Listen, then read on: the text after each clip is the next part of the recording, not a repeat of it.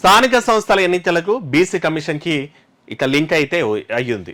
BC సంఘాలు ఏమని చేస్తున్నాయి, ఇక కాంగ్రెస్ పార్టీ మేనిఫెస్టోలో పెట్టినట్టు మాకు 42% రిజర్వేషన్ కూడా ఇవ్వమంటున్నాయి. మరి 42% రిజర్వేషన్ నిజంగా ఇస్తుందా? సుప్రీంకోర్టు TTT ప్రకారము 50% లోపటే రిజర్వేషన్లు ఉండాలనా? అసలు బీసీల సంఖ్య ఎంత?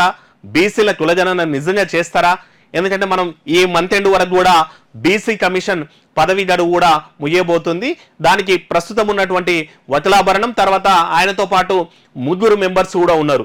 అయితే ఇప్పుడు అందరి మీద దృష్టి ఉత్కంఠ ఏ నెలకొన్నదంటే బీసీ కమిషన్ కులజనన చేస్తుందా, బీసీ రిజర్వేషన్ కన్ఫామ్ చేస్తుందా, ట్రిపుల్ టెస్ట్ను ఫాలో అవుతుందా, లేదంటే అవన్నీ జరగాలంటే లేదు కొత్త కమిషన్ వేస్తారు అన్నటువంటిది కాంగ్రెస్ ప్రభుత్వం. ఎందుకంటే ఈ కమిషన్ని బీఆర్ఎస్ ప్రభుత్వం వేసింది. మరి బీఆర్ఎస్ వేసిన కమిషన్ని ఈ ప్రభుత్వం కంటిన్యూ చేస్తుందా, కొత్త కమిషన్ వేస్తుందా? ఆల్రెడీ ఈ బీసీ కమిషన్ అనేటువంటిది ఈ బీసీ రిజర్వేషన్ల మీద ఆ పద్ధతుల మీద ఎట్లెట్ల విధి విధానాలు అనేటువంటిది రూపొందించే పనిలో ఉంది. ఆల్రెడీ దీని మీద ఓ అవగాహన ఉంది. ఆల్రెడీ ఈ లోకల్ బాడీ ఎలక్షన్ జరగాలి కాబట్టి దానికి సంబంధించినటువంటి ఆల్రెడీ మనకు సెంట్రల్ ఈసీ నుంచి మనకు ఓటర్ లిస్ట్ కూడా వచ్చింది. అవి గ్రామాల్లో పబ్లిష్ చేస్తున్నారు. దాని మీద ఏమన్నా ఎవరికైనా ఆబ్జెక్షన్స్ ఉంటే అవి కూడా స్వీకరిస్తున్నారు. ఆ తర్వాత బీసీ రిజర్వేషన్ కన్ఫర్మ్ చేసేసి లోకల్ బాడీ ఎలక్షన్స్ కి పోవాల్సినటువంటి విధి విధానాల మీద ఆల్రెడీ ఇప్పుడున్నటువంటి బీసీ కమిషన్ చేస్తోంది. ఇప్పుడు మరి సడన్ గా ఈ పదవి విరమణ అయిపోయిన తర్వాత మళ్ళా కొత్త కమిషన్ ఏర్పాటు చేస్తే ఈ కొత్త కమిషన్ కి వీటన్నిటి మీద అవగాహన రావడానికి ఇంకొంచెం టైం పడుతుంది. మనం చూసిండే జనవరి 31 తోటి స్థానిక సంస్థల ఎన్నికల సంబంధించినటువంటి పదవి కాలం అయితే మూసిపోయింది. ఆల్రెడీ 6-7 నెలలు అయితే కంప్లీట్ అయిపోయింది.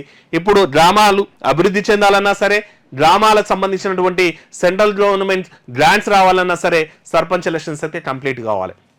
మరి ఒకవేళ కొత్త కమిషన్ వేస్తే ఆ కొత్త కమిషన్ మళ్ళీ ఇదంతా రెడీ చేసి గ్రౌండ్ ప్రిపేర్ చేసేసి దానికి సంబంధించిన విధి విధానాలు రూపొందించి బీసీ కులజనన చేయాలన్నా, బీసీ రిజర్వేషన్ ఫైనలైజ్ చేయాలన్నా, మరి గవర్నమెంట్కి ఏం రిపోర్ట్ ఇవ్వాలి, ఇవన్నీ కావడానికి అయితే టైం పడుతుంది.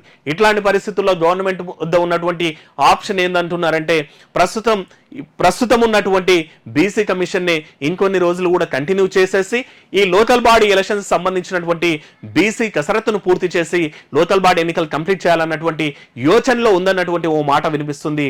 కానీ ఆల్రెడీ బీసీ కమిషన్ కోసము చాలా మంది ఆశావాహులు కాంగ్రెస్ పార్టీలో కూడా ట్రై చేస్తున్నారంట. కొత్త కమిషన్ ఏర్పాటు చేయాలి, మాకు దాంట్లో ఛాన్స్ ఇవ్వాలనేటువంటిది కాంగ్రెస్ పార్టీ సంబంధించిన వాళ్ళు కూడా ప్రయత్నిస్తున్నారంట. మరి చూద్దాం గవర్నమెంట్ ఎట్లాంటి డెసిషన్ తీసుకుంటుంది.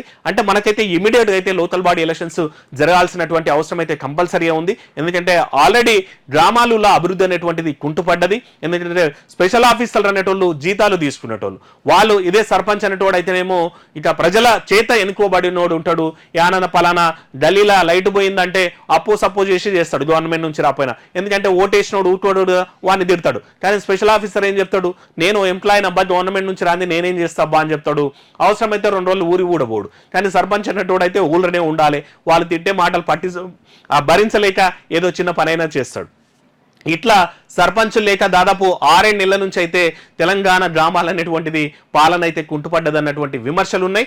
ఇంకా లేట్ చేస్తే ప్రభుత్వం మీద యాంటీ కూడా వచ్చేటువంటి అవకాశం ఉంటుంది. కాబట్టి ఇక ఇమీడియట్ గా అయితే sarpanch elections, local body elections చేయాలని సర్కార్ అయితే సన్నద్ధం అవుతుందంట.